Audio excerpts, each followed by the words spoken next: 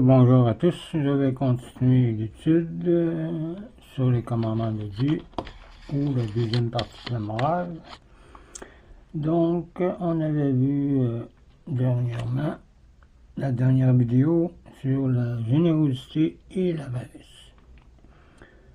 Aujourd'hui, on va poursuivre avec la tempérance dans le boire et le manger, et ainsi de suite. Donc, commençons avec un signe de croix. Donc, du Père, du Fils et du Saint-Esprit. Amen.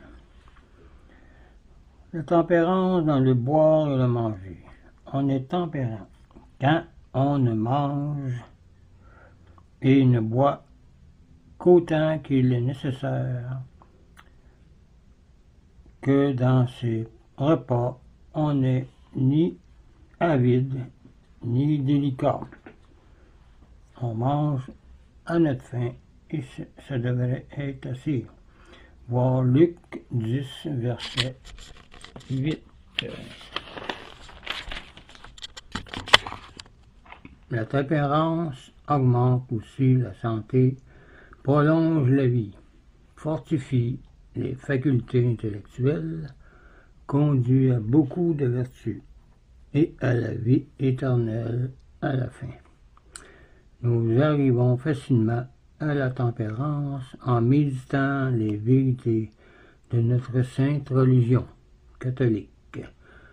Voir Matthieu 4, verset 4, qui dit « L'homme ne vivra pas de pain seulement, mais de toute parole qui sort de la bouche de Dieu. » L'intempérance maintenant, dans le boire et le manger, qui est le contraire. On est intempérant quand on mange et boit plus qu'il n'est nécessaire à notre appétit, et que dans ses repas, on est avide et délicat et très gourmand. Voir Exode 16, verset 3. L'intempérant nuit à sa santé, affaiblit les facultés de son esprit, perd aussi son honneur et sa fortune, tombe dans tous les vices, fait ordinairement une triste fin et se damne pour l'éternité habituellement. Voir Ecclésiastique 37, verset 4, Genèse, verset 9, Ecclésiastique 19, verset 1, Marc, chapitre 6, Luc, chapitre 16, Daniel, chapitre 5, 1 Corinthiens 2, verset 14, etc. Je vous donnerai tout ça dans la description comme d'habitude. La sixième vertu, la chasteté. On est chaste quand on préserve son esprit, son corps, de tout ce qui blesse l'innocence. Les personnes qui mènent une vie chaste sont semblables aux anges et agréables à Dieu. Voir Proverbe 12, verset 11, Cantique, chapitre 4, verset 6 à 8, et Sagesse 4, verset 1. Ceux qui mènent une vie chaste ont une connaissance plus parfaite de Dieu, une volonté énergique et une grande paix de l'âme, et reçoivent au ciel une récompense particulière.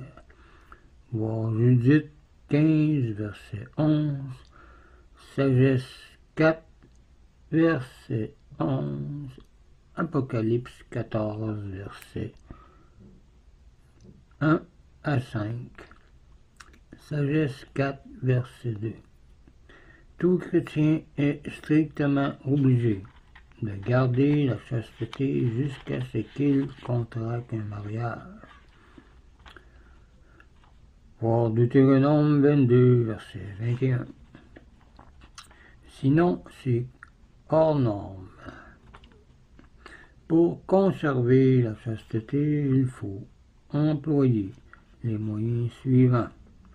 s'exercer à se dominer soi-même souvent, observer la tempérance, recevoir souvent les sacrements qui donnent la force de Dieu, invoque la Mère de Dieu, invoquer la Mère de Dieu, méditer les vérités de la religion et surtout penser à la présence de Dieu et aux fins dernières. Il faut aussi éviter autant que possible la danse, le théâtre, la fréquentation des personnes de différents sexes, surtout si c'est pour des mauvais désirs. Voir Jérémie 9, verset 21, Éphésiens 5, verset 18, Galates 5, verset 16 et Genèse 39 et Daniel 13, verset 25. Le contraire de la chasteté est l'impureté, qui fait partie des 7 péchés capitaux. L'impudique est celui qui, dans ses pensées, ses paroles et ses actions, blesse l'innocence. L'impudique aussi ressemble à la bête. L'image de Dieu est horriblement défigurée en lui-même. Il déplaît à Dieu et les personnes le méprisent. Voir Genèse 6, verset 6, Lamentation, chapitre 4, ou Ecclésiastique 9, verset 10, ou Ecclésiaste 9, verset 10. Les impudiques tombent en d'innombrables vices et folies, s'attirent de la part de Dieu de sévères châtiments et la damnation éternelle. Voir Proverbe 5, verset 4, 1 Corinthiens 6, verset 18 et verset 9, Éphésiens 5, verset 5 et Ecclésiastique 19, verset 3 et Romains 8, verset 13. Le meilleur moyen de combattre le péché et l'impureté, c'est la fuite. Voir Genèse chapitre 39 et 1 Corinthiens 6, verset 18. Le zèle pour le bien. 7e vertu capitale. On est zélé pour le bien quand on travaille sérieusement à sa sanctification et à la gloire de Dieu. Le zèle pour le bien est absolument nécessaire pour arriver à la félicité éternelle et vaincre le mal, car le royaume des cieux souffre violence. Voir Matthieu 7, verset 21 et Matthieu 11, verset 12, ou 1 Corinthiens 9, verset 24. L'opposé du zèle pour le bien, c'est la paresse. On est paresseux quand on recule devant tout effort qui contribue à notre bien temporel ou éternel. Voir Proverbe 6, verset 6.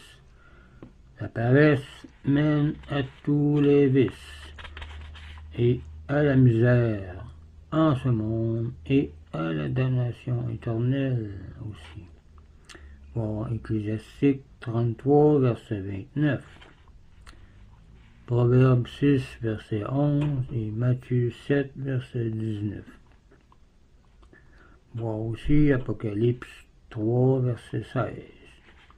Le paresseux se corrigera en pensant souvent aux récompenses temporelles et éternelles du travail. Voir Galates, chapitre 6, verset 9. Ce serait tout pour cette vidéo. La prochaine fois, on continuera avec la perfection chrétienne ou la sainteté qui fait partie de la troisième partie de la morale et qui a rapport aussi aux commandements de Dieu, car les commandements de Dieu sont faciles à ceux qui ont la grâce. Donc, je vous laisse là-dessus, je vous dis au revoir et union de prière. Et j'ai oublié de vous dire que c'était la dernière vidéo sur les 10 commandements. La prochaine fois, on va faire une autre liste de vidéos sur la troisième partie de la morale qui a rapport avec la perfection chrétienne ou la sainteté, avec les sources de la grâce pour nous aider à pratiquer les commandements. Donc, je vous laisse là-dessus. Je vous dis au revoir et union de prière.